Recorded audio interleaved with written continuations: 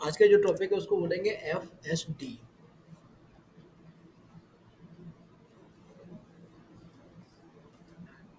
आप लोग मुझे सुन पा रहे हैं ना? हाँ जी। जी सर। FSD इसको शॉर्ट में बोल देते हैं FS। तो स्क्रीन शेयर कर दीजिए सर। अच्छा,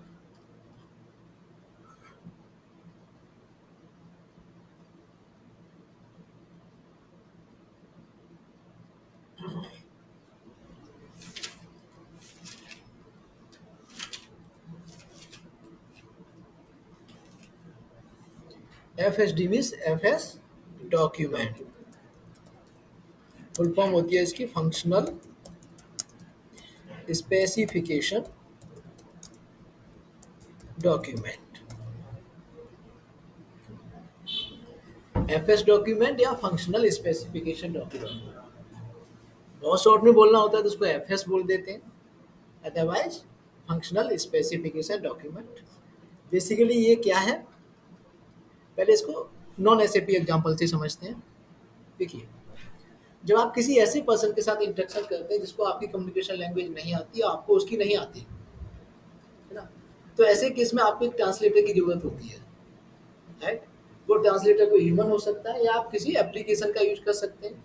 जैसे अगर कोई ह्यूमन नहीं है आपके पास, एक ट्रांसलेटर जो सामने वाले की लैंग्वेज को समझ के आपकी लैंग्वेज में बता सके, आपकी लैंग्वेज को समझ के उसकी लैंग्वेज में बता सके, ट्रांसलेट कर सके, तो ऐसे केस में आप कोई भी एप्लीकेशन यूज कर लेते हो जैसे गूगल ट्रांसलेट, है ना। मान के लिए आपका इंटरेक्शन एक ऐसे पर्सन से हो रहा है जिसको चाइनीज लैंग्वेज आती है, उसको हिंदी या इंग्लिश नहीं आती। आपको हिंदी या इंग्लिश आती है लेकिन चाइनीज नहीं आती। तो ऐसे केस में क्या है, या तो आप किसी ऐसे पर्सन को साथ में रखोगे जिसको चाइनीज भी आती है, हिंदी भी आती है, या चाइनीज भी आती है, इंग्लिश भी आती है, तो वो आपको सुनेगा चाइनीज में, चाइनीज को समझाएगा, ठीक है ना। चाइनीज पर्सन को सुनेगा तो उसकी चाइनीज को आपकी लैंग्वेज में समझाएगा, राइट। अगर कोई ह्यूमन नहीं है तो आप क्या गूगल ट्रांसलेट का यूज कर लेते हो। आपने इंग्लिश में टाइप किया, उसको चाइनीज में कन्वर्ट किया, उसको दिखा दिया, उसने समझ लिया, उसने अपनी चाइनीज में लिखा, इंग्लिश में ट्रांसलेट किया, आपको समझा दिया, राइट। तो इसी तरीके से जब हम किसी भी प्रोजेक्ट पर होते हैं तो कभी कभी ऐसी रिक्वायरमेंट आती है जिसका सॉल्यूशन एसएपी के स्टैंडर्ड सॉल्यूशन में इनबिल्ट नहीं है, पहले से बना हुआ नहीं है, ठीक है ना। जैसे ऐसे समझ के चलो, जैसे आप जब कोई शर्ट लेने गए तो आपने 40 नंबर की शर्ट ट्राई की। जैसे आप हर पसंद की अपनी डिफरेंट डिफरेंट फिजिक है। आपने देखा 40 नंबर की शर्ट जो है आपके पेट पर तो आ रही है, क्या आप एथलेटिक बॉडी की पर्सन हो, एथलेटिक बॉडी है आपकी, लेकिन आपके अपर बॉडी में नहीं आ रही, तो आपने क्या किया, 42 नंबर की ट्राई की या 40 नंबर ट्राई की, तो वो आपकी अपर बॉडी में तो आ गई लेकिन पेट पर अब नहीं आ रही वो, ठीक है ना। तो ऐसे केस में क्या करोगे, आपको स्टैंडर्ड साइज नहीं बनना, तो फिर उस केस में आप उसको कस्टमाइज कराओगे, या वो कस्टमाइज नहीं होगी तो नहीं बनवाओगे अपने हिसाब से। इसी तरीके से क्या होगा कि हम प्रोजेक्ट पर होते हैं, बिजनेस की कोई ऐसी रिक्वायरमेंट आ गई जो कि स्टैंडर्ड एसएपी में उसका सॉल्यूशन नहीं है, तो हम क्या करते हैं, उसके सॉल्यूशन को डेवलप कराते हैं, ठीक है ना। अब डेवलप सॉल्यूशन करने के लिए हमें एसएपी की प्रोग्रामिंग लैंग्वेज आनी चाहिए, जिसको हम एसएपी एबीएपी बोलते हैं या अदर बोलते हैं, राइट। अब आप कहते हो कि जब डेवलप करना तो एबीएपी वाला कर ही देगा डेवलप, ठीक है। एबीएपी वाला तब डेवलप कर पाए ना जब उसको आपका मॉड्यूल आता हो। उसको एबीएपी तो आती है लेकिन आपके मॉड्यूल की टेक्नोलॉजी नहीं मालूम, वो नहीं जानता आपके मॉड्यूल में क्या चीज़ कहाँ से मिलेगी, और आप इसलिए डेवलप कर पाते क्योंकि आपको एबीएपी नहीं आता। तब आपके की आपके और उस एबीएपी कंसल्टेंट के बीच में एक ट्रांसलेटर चाहिए ना, राइट। कोई ऐसा ट्रांसलेटर चाहिए जो आपके फंक्शनल मॉड्यूल की रिक्वायरमेंट को एबीएपी कंसल्टेंट को उसकी लैंग्वेज में समझा सके, तो वो ट्रांसलेटर है ये डॉक्यूमेंट, है ना। तो एफएस डॉक्यूमेंट क्या है, ये एबीएपी कंसल्टेंट एंड फंक्शनल कंसल्टेंट के बीच में एक ट्रांसलेटर है, ठीक है ना। आप इसको इस तरीके से समझ सकते हैं। तो बेसिकली क्या है, it is used to provide the technical details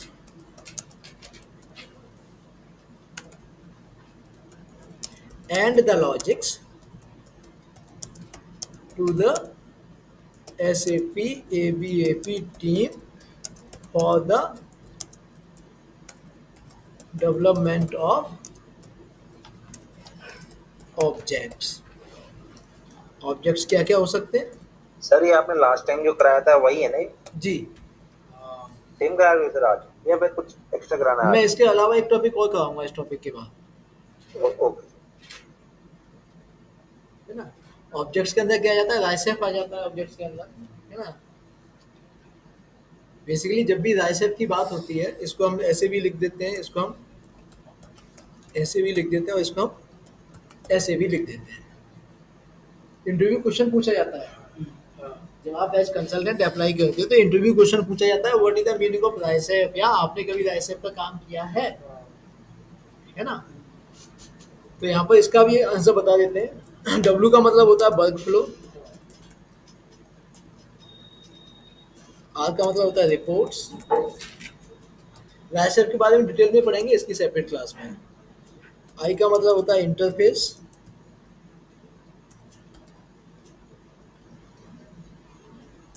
सी का मतलब होता है कन्वर्जन,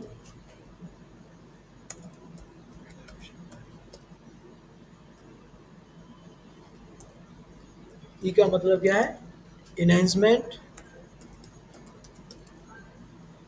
एफ का मतलब क्या है, फॉर्म्स।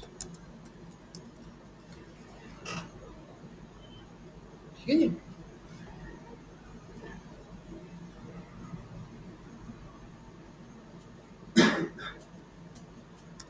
तो एफएस डॉक्यूमेंट का क्या काम है, एबीएपी कंसल्टेंट को technical detail and logic provide करना, जिससे वो हमारी रिक्वायरमेंट के अकॉर्डिंग डेवलपमेंट करके दे सके, राइट। तो जनरली बी राइट, यहाँ पे ये क्रिएट एफएसडी इन स्प्रेडशीट, जिसको आप एक्सेल बोल देते हो ना, लेकिन ऐसा जरूरी नहीं है, एमएस वर्ड में भी हो सकता है।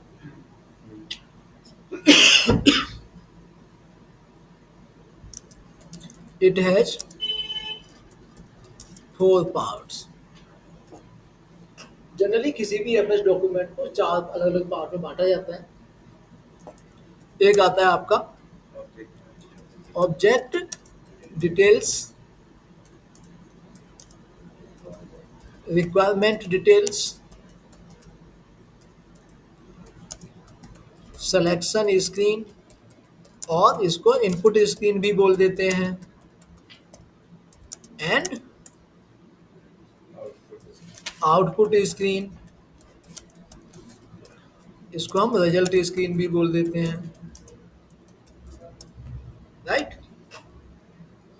Object details, requirement details, selection screen and output screen, right. ये 4 मेजर पार्ट हैं एफएस डॉक्यूमेंट के।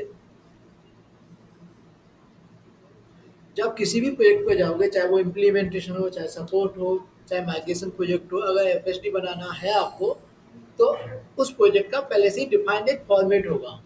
तो वहाँ पर जो भी आपका सीनियर है, आप उससे वो फॉर्मेट ले लीजिए, फिर उस फॉर्मेट में एफएस डॉक्यूमेंट बनाइएगा। तो मैं एक स्टैंडर्ड फॉर्मेट डिस्कस कर लेता हूँ।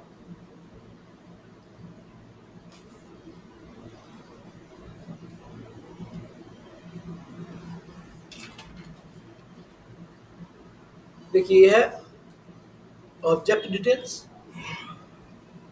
Requirement details, input screen, output screen, right. इसमें एक एडिशनल मैंने एक्स्ट्रा जोड़ दी है सीट, वर्जन कंट्रोल। जरूरी नहीं है हो, ठीक है ना, नहीं है तो ठीक है तो आप इसको भी मेंटेन कर लो। इसको हम क्यों चलते, इससे क्या है, ये डिटेल मेंटेन रहता है कि एफएसडी कब बनाई गई थी, किसने बनाई थी, कब इसमें चेंज किया गया। मान के चलिए कोई एक ऐसा एफएस डॉक्यूमेंट आया जो 3 साल पहले बनाया जा चुका है, रिपोर्ट यूज हो रही है, अब उसमें कुछ चेंज करना है, कुछ एडिशन करना है, तो वो डिटेल आप मेंटेन करते जाओगे ना, इस डेट में ये नई रिक्वायरमेंट को ऐड किया गया, इस पर्सन ने किया, राइट। तो अब जब फर्स्ट टाइम बनाई गई तो B.01 कुछ चेंज आया, चेंज किया गया B.02, B.03, B.04 प्लस जो भी उसमें चेंज है उसको आप एक्सप्लेन कर देते हो, राइट। इसके बाद नेक्स्ट क्या आता है, ऑब्जेक्ट डिटेल्स। ऑब्जेक्ट डिटेल में क्या है, बेसिकली कंपनी का लोगो लगा होगा, आपकी क्लाइंट कंपनी का लोगो लगा होगा, राइट। इधर कुछ इस तरीके से डिटेल्स होंगे, जो भी नहीं है सेम डिटेल हो, इससे कम भी हो सकते हैं, ज़्यादा भी हो सकते हैं, ठीक है ना। जैसे पहला क्या है, object details. Object means FSD, right. तो अब जैसे एज्यूम कर लीजिए कि हम SAP MM मॉड्यूल में या SD में या PM में PS में जो भी है, ये मैं MM का एज्यूम कर लेता हूँ, ठीक है ना। SAP MM मॉड्यूल में है और ऑलरेडी 4 FS डॉक्यूमेंट MM के अंदर बन चुके हैं या हम बना चुके हैं। ये हम 5th डॉक्यूमेंट FS डॉक्यूमेंट बना रहे हैं, तो इसका हम कैसे दे देंगे आईडी MM005, ठीक है ना। SD मॉड्यूल की होगी तो SD005, जरूरी नहीं है कि इसी तरीके से हो आईडी, ठीक है ना। कंपनी के अंदर जो भी इसका नॉमिनेचर बनाया डिसाइड किया गया, जो भी इसका स्ट्रक्चर डिसाइड की हुई उस हिसाब से करेंगे, ठीक है जी। जैसे मान के चलिए आप ABC मोटर्स एक एज्यूम कर लेते हैं, जिस कंपनी में SAP इम्प्लीमेंट कर रहे हो ABC मोटर्स है, तो उन्होंने क्या किया ABC अंडर इसको FSD अंडर इसको, ऐसे भी हो सकता है, ठीक है ना। अब ये बनाई क्यों जा रही है, जो रिक्वायरमेंट है उसका कुछ तो नाम होगा, हम एज्यूम कर लेते हैं परचेज रिपोर्ट, कि बिजनेस ने एक ऐसी परचेज रिपोर्ट मांगी है जो SAP के उनकी रिक्वायरमेंट जो है वो SAP के स्टैंडर्ड में नहीं है। आपने उनको SAP की स्टैंडर्ड रिपोर्ट दिखाई, उन्होंने कहा ये तो बहुत अच्छी है लेकिन हमें ये नहीं चाहिए, हमें तो अपने उस फॉर्मेट में चाहिए जिस फॉर्मेट को हम पिछले 3 साल से 5 साल से 20 साल से 50 साल से यूज कर रहे हैं, राइट। तो वो क्या करेंगे, आपको फॉर्मेट दे देंगे। जैसे जो हमने शर्ट वाला एग्जांपल लिया था, हम शर्ट लेने गए रेडीमेड शोरूम पर, हमने देखा बहुत सारी शर्ट देखी, बहुत अच्छी अच्छी थी, लेकिन जो हमें चाहिए वो नहीं थी। तो हमने जो भी पसंद था उसको कहा भाई मुझे ऐसी शर्ट चाहिए है, कि उसने कहा है नहीं है, लेकिन मुझे चाहिए, तो ठीक है आप 2 घंटे के लिए बैठो, अपनी रिक्वायरमेंट बताओ, हम बना के दे दें, राइट। तो ऐसा ही क्या है, बिजनेस यूजर आया कि मुझे परचेज रिपोर्ट चाहिए, आपने दिखा दी ये कि नहीं सर ये रिपोर्ट तो बहुत अच्छी है लेकिन इससे मेरी रिक्वायरमेंट पूरी नहीं होगी, तो आप पूछो भैया कैसे चाहिए बताओ, हम बनवाते हैं। तो उन्होंने अपनी रिक्वायरमेंट बताई, राइट, ठीक है। तो लेकिन वो रिक्वायरमेंट का नाम क्या हो गया, purchase report, right, purchase report created by. अब जैसे आप ऐसे MM कंसल्टेंट तो आप बनाए तो आपका नाम आएगा, जस्ट ऐसे ही एज्यूम कर लेते हैं, है ना, अमित कुमार,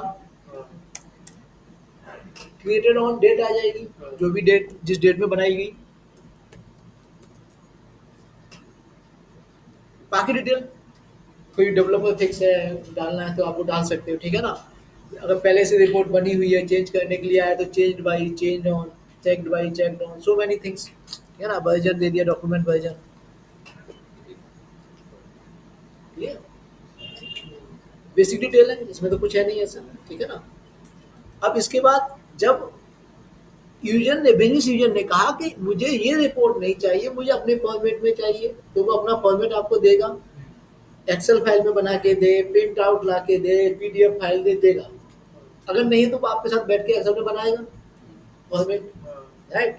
जिस तरीके से जब आप शर्ट लेने गए तो आपने शर्ट की रिक्वायरमेंट उसको बताई, राइट, तो वो अपने हिसाब से रखेगा उसको, तो उसी तरीके से यहाँ पर भी जो रिक्वायरमेंट होगी उसको हम यहाँ अटैच कर देंगे। जैसे मैंने बना दिया यहाँ पर, जरूरी नहीं है कि आप जो FSD बनाए उसमें इतने फील्ड हो, इससे कम हो सकते हैं, 5 फील्ड हो सकते हैं, 50 फील्ड भी हो सकते हैं, 200 फील्ड भी हो सकते हैं, राइट।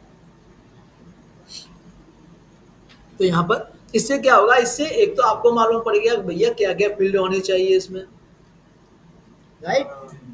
प्लस ABAP कंसल्टेंट को मालूम पड़ गया कि भैया पेज लेआउट क्या रखना है, कितने कॉलम बनाने हैं, किस कॉलम के ऊपर क्या हेडिंग डालनी है, राइट, क्लियर। तो यहाँ तक भी कुछ नहीं है, इजी है।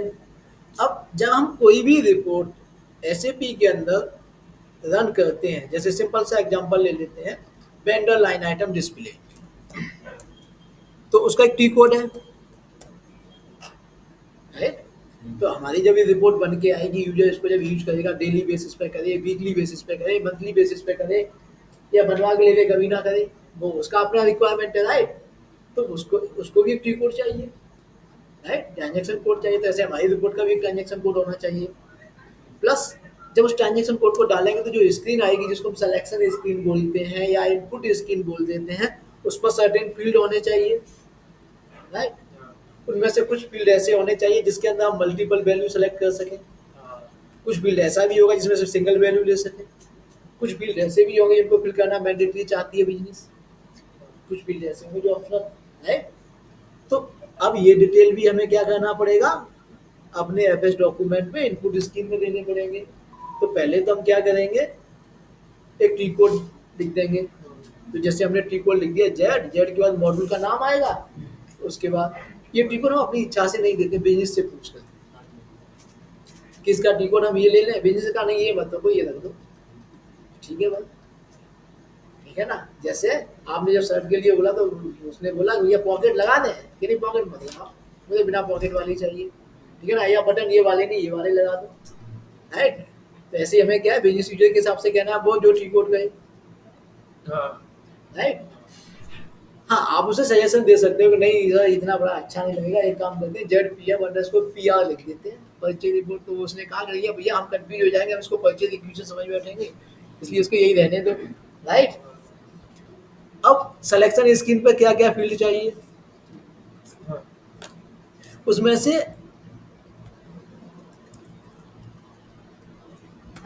अब बिजनेस यूजर ने कहा कि कंपनी कोड चाहिए, प्लांट कोड चाहिए, मटेरियल कोड चाहिए, वेंडर कोड चाहिए, परचेज डेट चाहिए, जिसमें से आप कंपनी कोड को फिल करना मैंडेटरी कर दो।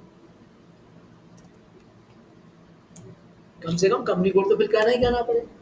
बाकी plant material code vendor code optional रखो, लेकिन एक एक कंपनी के अंदर हमारी के अंदर एक से ज़्यादा प्लांट है।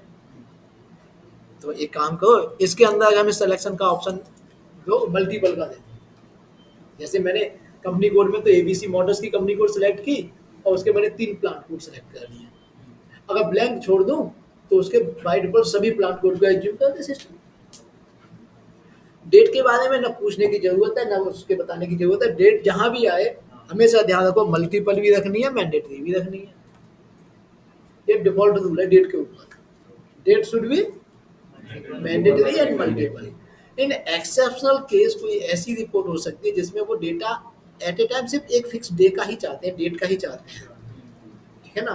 तो वहां पर वो है और आप सिंगल ऑप्शन रख दो डेट में। लेकिन मेरे सामने ऐसी सिचुएशन अब तक नहीं आई है, my last 17 years SAP career, ठीक है ना, जहाँ ऐसी सिचुएशन हो। तो इससे क्या है, एबीएपी टीम समझ गई, एबीएपी कंसल्टेंट समझ गया कि कंपनी कोड फील्ड को मैंडेटरी रखना है लेकिन मल्टीपल नहीं रखना है, प्लांट कोड को मल्टीपल रखना है लेकिन मैंडेटरी नहीं रखना है, एंड सो ऑन। और purchase date should be mandatory and multiple, right. अब SAP ABAP sir plant code को मैंडेटरी नहीं रखना। रख सकते हो कंपनी जैसे चाहती है, मैंने एक एज्यूम किया है, एग्जांपल लिया है, ठीक है ना। तो रिक्वायरमेंट के हिसाब से जरूरी चाहे। अब जैसे कंपनी कोड है, कंपनी कोड एक इंग्लिश टर्म है, प्लांट कोड इंग्लिश टर्म है। अगर हम जापान के अंदर होते जापानी लैंग्वेज में लॉगिन करते तो कुछ और लिख के आना होता, राइट। तो जैसे हमारी कम्युनिकेशन लैंग्वेज है ऐसे ही एसएपी की कम्युनिकेशन लैंग्वेज है जिसको हम एसएपी एबीएपी बोलते हैं।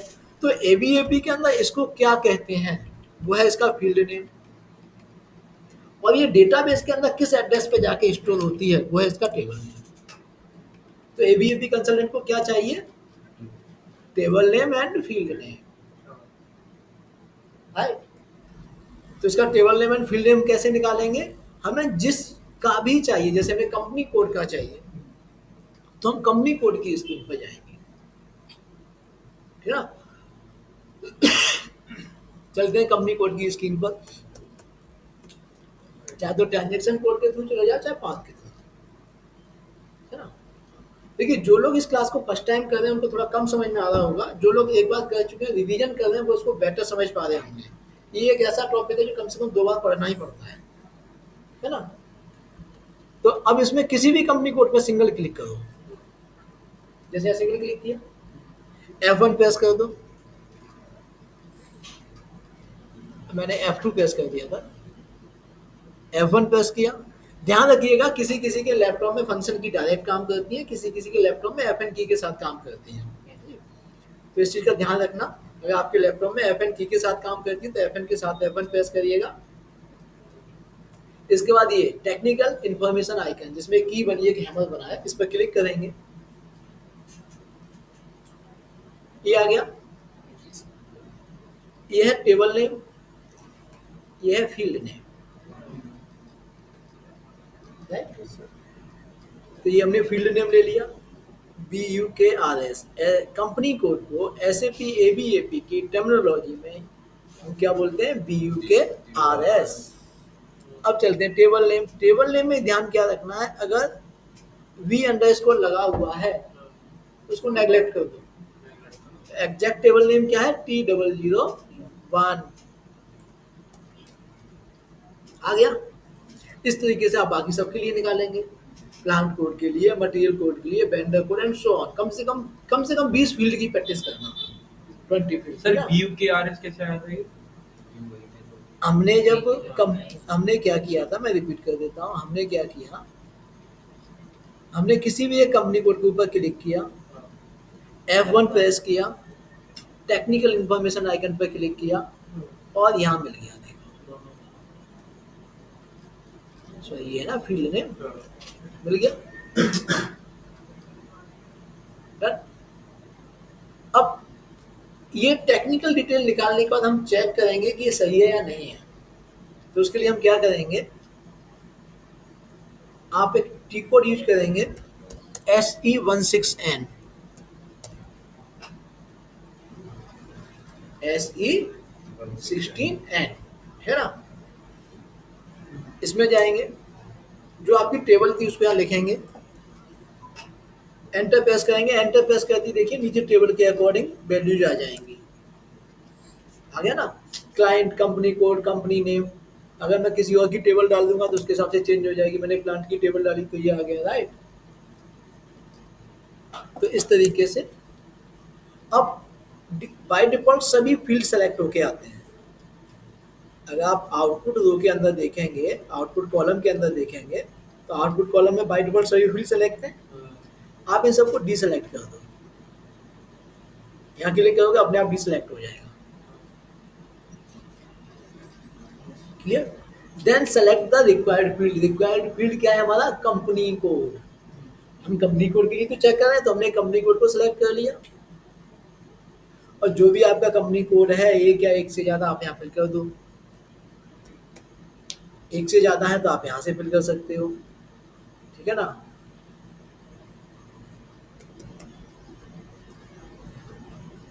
और जो भी है फिल किए, एग्जीक्यूट किया, यहाँ से एग्जीक्यूट किया, आगे, ठीक है ना। एक मैंने तीसरा डाला था, वो नहीं है इसमें, इसलिए नहीं आया, वो आगे। हाँ, अगर आप कहते हैं कि नहीं मुझे इसमें कुछ फिल ही नहीं करना, भाई मत करो फिल। ऐसे केस में यहाँ जो भी सिलेक्शन क्राइटेरिया जैसे 500 है तो मेरे कंपनी कोड दिखा देगा सभी। इतने कंपनी कोड बने हुए हैं सिस्टम के अंदर, है।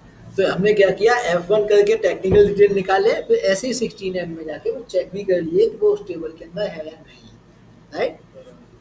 सर ये जो मैक्सिमम नंबर ऑफ हेड्स है, हाँ, ये आपने फिल किया अभी? नहीं ये बाय डिफॉल्ट 500 आता है, आप इसको ब्लैंक कर सकते हो। जैसे मैंने यहाँ 20-30 कर दिया, मैं यहाँ चलो 6 कर देता हूँ, तो सिर्फ 6 दिखाएगा। इनिशियल 6 मैंने स्टार्टिंग में दिया जाएगा। स्टार्टिंग की दिखाएगा, स्टार्टिंग से ही देगा, ठीक है ना। सर तो इसके पहले जो आप टेबल था 2-3-4 जो पहले से था, वो फिर हमारे पास तो प्रैक्टिस कैसे करेगा? कौन सा टेबल? तो ये बताया था ना, ऑब्जेक्ट डिटेल, रिक्वायरमेंट डिटेल। ये सर ये मैं भेज दूंगा। अच्छा। ये जो एक्सेल फाइल है ना, जो ये मैं आपको भेज दूंगा, ठीक है। क्लियर। तो मैंने एक फील्ड की प्रैक्टिस करके दिखाया, आपको कम से कम 20 की प्रैक्टिस करनी है। बहुत इजी है ना। प्रैक्टिस इसलिए करनी है, प्रैक्टिस नहीं की ना तो भूल जाओगे आप। फिर मुझसे पूछोगे 2 महीने बाद, सर वो टेक्निकल डिटेल कैसे निकालते थे, ठीक है ना। आपको F1 तो याद बना देगा, बाकी भूल जाओगे। नेक्स्ट चलते हैं अब। तो इस तरीके से क्या किया हमने, सिलेक्शन स्क्रीन के सभी फील्ड के डिटेल निकाल के दे दी। अब आउटपुट स्क्रीन, जैसे जब हमने FBL1N का एग्जांपल लिया था, जो कि एक स्टैंडर्ड रिपोर्ट है, टी को डाल के एक स्क्रीन आई थी, यहाँ हमने कुछ फिल किया, रिक्वायरमेंट के हिसाब से फिल किया, एग्जीक्यूट किया, तो एक अलग स्क्रीन आई जिसको हम आउटपुट स्क्रीन बोलते हैं। इस पर अलग फील्ड है। इसी तरीके से हमारी जो रिपोर्ट बनने वाली है उस पर भी अलग फील्ड है कुछ, राइट। तो वो फील्ड आने चाहिए। तो हम सबसे पहले क्या करेंगे, रिक्वायरमेंट डिटेल में जाके यहाँ जितने भी फील्ड हैं हेडिंग से लेकर लास्ट के प्राइस तक के फील्ड, इन सभी फील्ड को आप क्या करेंगे यहाँ पर ले लेंगे। सारे फील्ड ले लो, ठीक है जी। ये आ गए फील्ड सभी।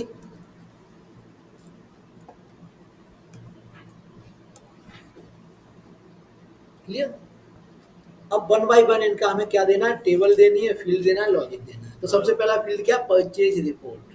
परचेज रिपोर्ट क्या है, प्रैक्टिकली ये हेडिंग है रिपोर्ट की, रिपोर्ट का नेम है, जो कि किसी भी डेट में किसी भी टाइम किसी भी कंपनी कोड के लिए रिपोर्ट को रन करें सेम यही लिख के आएगा, परचेज रिपोर्ट, राइट।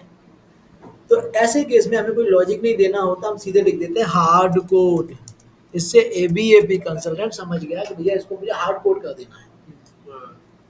क्लियर। दूसरा फील्ड क्या है रिपोर्ट के अंदर, दूसरा फील्ड है हमारा, यहाँ कंपनी कोड का नाम आ रहा है, उसका सिटी आ रहा है। जैसे एज्यूम कर लीजिए कि हम जहाँ पर एसएपी इम्प्लीमेंटेशन प्रोजेक्ट पे काम कर रहे हैं वहाँ 4 कंपनी कोड हैं, ABCD motors limited, ABCD chemicals limited, ABCD textile limited, ABCD fertilizers limited. तो अब मान के चलिए उन्होंने, जिसने रिपोर्ट फैच की उसने एबीसीडी मोटर्स लिमिटेड के लिए फैच की, तो एबीसीडी मोटर्स लिमिटेड का कंपनी कोड डाला होगा, तो एबीसीडी मोटर्स लिमिटेड लिख के आना चाहिए और उसका जो सिटी है वो लिख के आना चाहिए, राइट। तो अब लॉजिक इसी हिसाब से काम करे, तो इसके लिए हमें क्या करना पड़ेगा, लॉजिक भी उसी हिसाब से देना पड़ेगा दोनों फील्ड के लिए। तो कंपनी कोड का नेम आना चाहिए और सिटी आना चाहिए। तो सबसे पहले कंपनी कोड के नेम के लिए डिटेल निकालते हैं, कंपनी कोड के नेम का टेबल निकालते हैं और फील्ड निकालते हैं। तो उसके लिए क्या करेंगे, कंपनी कोड की नेम की स्क्रीन पर चलेंगे, चलें क्या। यह है कंपनी कोड के नेम। जैसे यहीं क्लिक किया, F1 प्रेस किया, टेक्निकल इन्फॉर्मेशन पे गए, कंपनी कोड के नेम की टेबल T001 है, डिफरेंट भी हो सकती थी। जैसे मटेरियल नंबर की टेबल MA आ रही है और मटेरियल के नेम की टेबल MAKT है, राइट। तो जरूरी नहीं है कि सेम ही हो, जहाँ उसका कोड है वहाँ उसका नेम भी हो, राइट। तो टेबल T001 है और फील्ड नेम है BUTXT। तो टेबल नेम T001 और फील्ड नेम BUTXT। अब इसी तरीके से इसके सिटी का भी निकाल लेते हैं, टेबल और फील्ड। तो चलते हैं सिटी पर। सिटी कहाँ मिलेगा, सिटी के लिए हमें कंपनी कोड के अंदर जाना पड़ेगा, राइट। तो डबल क्लिक कर देते हैं, ये है सिटी। यहाँ क्लिक किया, F1 प्रेस किया, टेक्निकल इन्फॉर्मेशन आइकन पर क्लिक किया, टेबल नेम तो सेम है, डिफरेंट भी हो सकती थी, और फील्ड नेम है ये ORT01। तो टेबल नेम सेम है तो मैं दोबारा नहीं लिख रहा फील्ड नेम, राइट। अब इसका लॉजिक चाहिए हमें। जो कंपनी कोड हमने सिलेक्शन स्क्रीन पर सेलेक्ट किया उसी का नेम प्रिंट होके आना चाहिए, राइट। तो इसका लॉजिक लिखने का एक कॉन्सेप्ट है। पहले इधर मैं इंग्लिश में लिख के दिखा रहा हूँ आपको समझाने के लिए, रियल टाइम में ऐसे लिख के मत भेजिएगा जो मैं इंग्लिश में लिख रहा हूँ। पास हम उस फील्ड को करेंगे जिसका चाहिए, किसका चाहिए, कंपनी कोड का। तो pass company code. Sir as a consultant जब हम काम कर रहे होंगे तो हमें एबीएपी के साथ मतलब कोऑर्डिनेट करते हुए ही करना करना होगा। पास कंपनी कोड इनटू जहां से चाहिए T001 एंड गेट क्या चाहिए, कंपनी कोड नेम, राइट। यही है ना, राइट। इसको आप नॉन एसएपी एग्जांपल से सकते हो। जो लास्ट क्लास में एग्जांपल लिया था सेम वही लेने जा रहा हूँ मैं, लास्ट टाइम जो लिया था। मान के चलिए आप एक ऐसी कंपनी में काम करते हैं जिसने अपने एम्प्लॉइज को एक आईडी कार्ड दिया हुआ है, जिसका इस्तेमाल वो करते हैं अटेंडेंस के लिए। उस आईडी कार्ड पर क्या है, एम्प्लॉय की आईडी पड़ी है बस, कोड, अल्फा न्यूमेरिक वैल्यू, और कुछ नहीं है। ना ही उसका नेम है, ना ही फोटो है, ना ही मोबाइल नंबर है, ना ही डिपार्टमेंट है, कुछ नहीं है, राइट। आप कैंटीन से बाहर निकले, आपको एक कार्ड पड़ा हुआ देखा, आपने देखा नहीं तो अपनी कंपनी के किसी एम्प्लॉय का कार्ड है, लेकिन उस तक कैसे पहुंचा है, उस पर कुछ है ही नहीं। तो आपने क्या किया, आप HR डिपार्टमेंट में गए, आप वहाँ जो HR पर्सन था जो इस चीज़ के लिए मेंटेन करता रिकॉर्ड को देखता, उसको दिया कि ये मुझे कार्ड मिला है, जिसका है उसको पहुंचा दो। अब उसको भी थोड़ी याद एक नंबर देख के बता दिया उसका है, तो उसने क्या है, एज्यूम कर लो उसने एक एक्सेल फाइल मेंटेन की हुई है, मतलब HR डिपार्टमेंट ने बहुत सारी एक्सेल फाइल मेंटेन की हुई है। हम मान लेते हैं एक्सेल के अलावा और कोई चीज इन्वेंट नहीं हुई है अभी कंप्यूटर में, ठीक है ना। तो बहुत सारी एक्सेल फाइल है, पेरोल के लिए अलग है, अटेंडेंस के लिए अलग है, लीव के लिए अलग है, राइट। तो ऐसी एक फाइल है जिसमें एम्प्लॉय इन्फॉर्मेशन भी है। तो सबसे पहले क्या करेगा, कंप्यूटर में उस फाइल को खोलेगा जिसमें एम्प्लॉय इन्फॉर्मेशन है, तो वो फाइल तो होगी टेबल, करेक्ट टेबल, राइट। फिर उसमें कंट्रोल एफ करेगा, तो कंट्रोल एफ करना क्या होगा, पास, जो मैंने लगा ना पास। हाँ हाँ फिर उसमें वो क्या डालेगा, वो कोड कोड। जो उस कार्ड पर लगा, वो क्या होगा, मान लो कंपनी को। हाँ एंड एंटर करके क्या गेट करेगा, उसका नेम या मोबाइल नंबर या दोनों ही, राइट। तो वो क्या हो गया, एंड गेट, क्लियर। हाँ तो आप सेम यही सिनारियो है, सोचते हुए आप लॉजिक लिख सकते हैं। अब इसको एसएपी में कैसे लिखेंगे, पास कंपनी कोड, कंपनी कोड को क्या कहते हैं, BUKRS, यही है ना कंपनी कोड। आधा घंटा लगेगा, है ना। पास BUKRS, कंपनी कोड को BUKRS कहते हैं ना ये।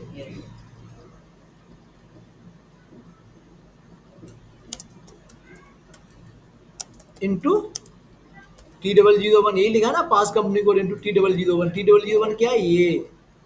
And get company code name को क्या कहते हैं, BUTXT, यही कहते हैं ना कंपनी कोड के नेम को, क्लियर। अब इसी तरीके से इस सिटी के लिए भी लॉजिक लिख लेते हैं, इसको भी मैं प्रॉपर लिख के बता देता हूँ। Pass company code into T001 and gate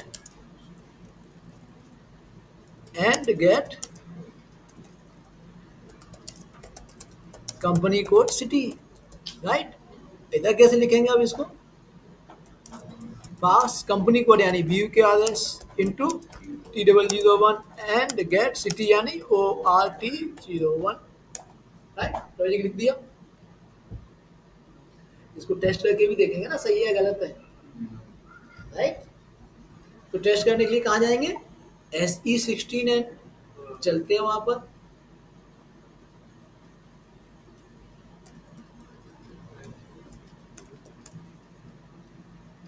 table कौन सी है, T001, डिसेलेक्ट और pass BUKRS into T001 and get BUTXT। तो यहाँ पर पास एंड गेट दोनों फील्ड लेंगे, कंपनी को डाल देते हैं, जैसे मैंने डाल दिया KDML, एग्जीक्यूट किया, सही है तो नाम आ जाना चाहिए, राइट। दूसरा क्या है, pass company code into T001 get city, तो सिटी आ जाना चाहिए, राइट, आ गया। और अगर मैं कंपनी कोड के नेम को भी ले लेता तो ये नेम भी दिखाएगा, सिटी भी दिखाएगा, राइट। और अगर हम यहाँ सिलेक्शन क्राइटेरिया को ब्लैंक कर देते हैं, कंपनी कोड में कुछ नहीं रखते, तो ये, राइट, क्लियर है ना। अब एक बार थोड़ा सा बड़ा लॉजिक बना के दिखाता हूँ, ठीक है जी। एग्जांपल ले लेते हैं इनवॉइस नंबर का, इनवॉइस डेट का एग्जांपल लेते हैं। नीचे अब जैसे ही रिपोर्ट बन के तैयार होगी, एज्यूम कर लीजिए टी कोड डाला, रिपोर्ट आ गई, वहाँ हमने कंपनी कोड डाला और डेट डाल दी, 5 सितंबर से लेकर 25 सितंबर तक की डेट। तो अब सिस्टम को प्रैक्टिकली क्या, उस कंपनी कोड की परचेज इनवॉइस 5 सितंबर से लेकर 25 सितंबर तक की दिखानी चाहिए ना। तो अब इसको भी एक नॉन एसएपी एग्जांपल से समझते हैं, फिर एसएपी में समझेंगे, ठीक है ना। एज्यूम करते हैं कि अभी कंप्यूटर जैसी किसी भी चीज़ का इन्वेंशन नहीं हुआ है, टाइपराइटर है और फोटो स्टेट है। आप एक कंपनी में काम करते हैं, आपका काम है जो भी बिल आते हैं उनको प्रॉपर तरीके से मैनेज करके रखना और रिक्वायरमेंट होने पर निकाल के देना। तो कंपनी ने आपको ना एक बहुत बड़ा रूम दे रखा है जिसमें बहुत सारी अलमारी रखी हुई है। एक अलमारी रखी हुई है, उसके ऊपर लिखा परचेज इनवॉइस, दूसरी अलमारी के ऊपर लिखा हुआ है सेल्स इनवॉइस, तीसरी अलमारी के ऊपर लिखा हुआ है vendor payment and so on. अब मान के चलिए आपके बॉस आए, उन्होंने कहा यार एक काम करो, 25 तारीख से लेकर 28 तारीख तक की ABCD केमिकल्स लिमिटेड की सभी परचेज इनवॉइस का रिकॉर्ड निकालो। तो आपने क्या देखा, परचेज इनवॉइस, तो आप पहले किस अलमारी के पास जाओगे जहाँ परचेज इनवॉइस है, यानी उस टेबल को फाइंड करोगे जहाँ मिलेगी। उसके बाद क्या करोगे, उसमें से सबसे ऊपर वाली इनवॉइस उठाई, डेट देखी, पहले देखा डेट या पहले कंपनी कोड देखा, आपने देखा नहीं यार ये तो ABCD केमिकल्स की नहीं है, हटा दी। फिर देखा हाँ ये ABCD केमिकल्स की, फिर आपने डेट देखी तो 20 तारीख की, ये भी नहीं चाहिए, ऐसे ही निकालोगे प्रैक्टिकली, राइट। सेम वही कॉन्सेप्ट यहाँ लगा दो। तो सबसे पहले क्या करेंगे, सबसे पहले हम करेक्ट अलमारी में से उस कंपनी कोड की इनवॉइस निकालेंगे, यानी करेक्ट टेबल में से। तो अभी एज्यूम कर लेते हैं ऐसे ही, pass company code into table, ऐसे ही मान लेते हैं कोई टेबल T1 है, and get purchase invoice, right. उस पर्टिकुलर कंपनी कोड की परचेज इनवॉइस निकाल ली। अब उसकी डेट देखेंगे, then pass purchase invoice number ना, मैं नंबर लिख लिया, purchase invoice into table, T1 भी हो सकती है, डिफरेंट भी हो सकती है, दोनों समझ लेते हैं, and get purchase invoice date, ऐसे ही करोगे, प्रैक्टिकली यही कॉन्सेप्ट चलेगा, right. Pass company code into purchase invoice की जो अलमारी है वो, तब वहां से परचेज इनवॉइस निकालोगे उस कंपनी कोड की, फिर उसकी डेट देखोगे, राइट। क्लियर। अब तो मतलब वन बाय वन चेक करेगा वो हाँ, कि- अब देखो इसके जो टेबल है वो है BSI के टेबल होती है, जहाँ पे परचेज इनवॉइस मिलेगी, है ना। फील्ड है AUFNR,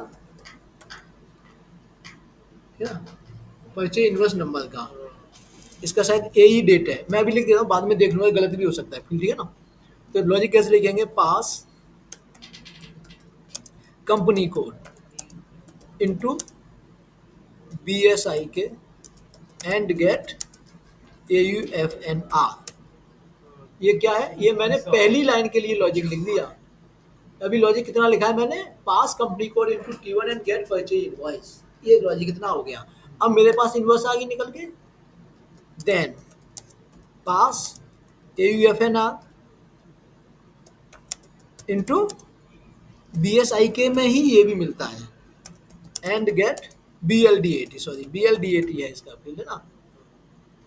लॉजिक लिखते लिखते फ्लो में आ गया ना, तो याद आ गया, ठीक है जी। मेरी प्रैक्टिस में इसलिए मुझे याद है, आप मुझे प्रैक्टिस करना शुरू करोगे तो आपको अपने मॉडल की जो भी 15-20 टेबल इंपॉर्टेंट होती है वो याद हो जाएंगी, ठीक है ना। It's not a big thing, आपको अपने दोस्तों के 100-200-500 लोगों के नाम याद होंगे, उससे ज़्यादा ईजी है ये, ठीक है ना। क्लियर। अब सर, ये इनवॉइस डेट में ये दो फील्ड नहीं रहते हैं? लीजिए सिर्फ डेट का लिख देते हैं, ठीक है ना। वो आप सही कह रहे हैं, ऐसे मतलब किसी- वो इनवॉइस नंबर का था, ठीक है ना, ये आ गया। अब इसको चेक करेंगे, कहाँ चेक करेंगे, SE16 है, ठीक है ना। चलते हैं उसमें,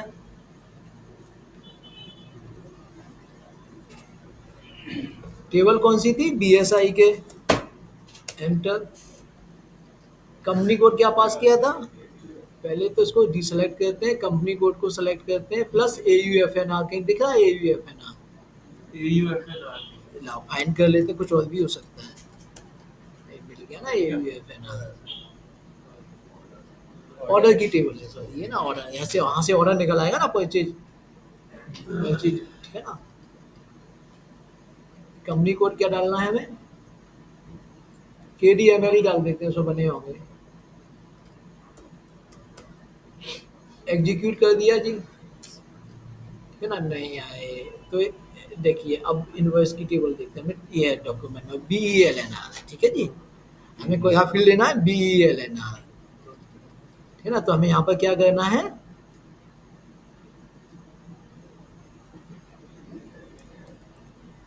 BELNR, ठीक है जी। तो यहाँ पर भी हम क्या करेंगे, BELNR को सर्च कर लेते हैं, ऑर्डर को तो भी रहने देता हूँ, हटा देता हूँ, कंफ्यूज होंगे नहीं तो आप ना, BUKRS और BELNR, कंपनी को डाला, एग्जीक्यूट कर दिया, देखो आ गए। अब मान के चलो मुझे इस वाली की देखनी डेट क्या है, राइट। तो मैं क्या करूँगा, मैं अलग से रन करके दिखाता हूँ, ठीक है ना। वैसे तो मैं यहीं पर देख सकता हूँ, लेकिन लॉजिक जो मैंने 2 लाइन में लिखा है ना, तो उसको 2 लाइन में, अब मैंने ऐसी 69 एक और खोल लिया, ठीक है जी। टेबल सेम BSI के, इसमें पास क्या करना है, कंपनी कोड तो रखेंगे ही, पास करेंगे BELNR, सिर्फ BELNR के बेस पर भी निकाल सकते हैं, मैं कंपनी कोड पास ही निकाला, है ना।